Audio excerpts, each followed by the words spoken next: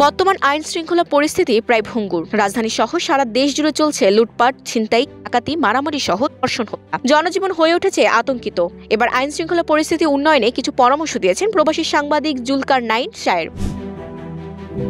Police সদস্যদের মনোবল বাড়াতে নতুন একটি ধারণা দিয়েছেন আল জাজিরার এই সাংবাদিক। রোববার নিজের ভেরিফাইড ফেসবুক পেজে দেওয়া এক পোস্টে জুলকার নাইন বিষয়টি ব্যাখ্যা দেন। তিনি বলেন, বর্তমান আইন শৃঙ্খলা পরিস্থিতির শোচনীয় অবস্থার মূল কারণ ডিমোলাইজড পুলিশ বাহিনী।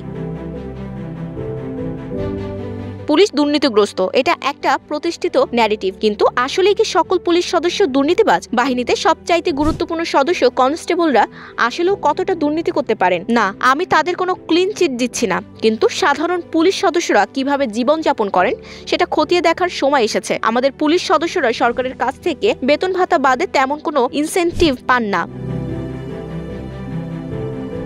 বর্তমান পরিস্থিতি বিবেচনায় যদি দেশের সকল জেলার পুলিশদের মাঝে একটা প্রতিযোগিতামূলক রিওয়ার্ড পুরস্কারের আয়োজন করা হয় তাহলে কেমন হয়? সরকার যদি ঘোষণা দেয় দেশের সকল জেলার মধ্য হতে যে জেলায় ক্রাইম সবচেয়ে কম হবে সেই জেলার সকল পুলিশ সদস্যদের বাসস্থান, সন্তানের ভরণ পোষণের খরচ এবং বেসিক ডবল 1 মাসের জন্য প্রদান করা হবে, তাহলে কেমন হয়? পাশাপাশি অপরাধ নিয়ন্ত্রণে রাখার জন্য সেরা 10টি পুলিশ ফাঁড়িকে 20 থেকে 25 লাখ টাকা প্রদান করার ঘোষণা দেওয়া হয়, তাহলে ব্যাপারটা একেবারে খারাপ হয় না। সংশ্লিষ্টরা ভেবে দেখতে পারেন। পুলিশ সদস্যদের মোটিভেট করা বেশ গুরুত্বপূর্ণ।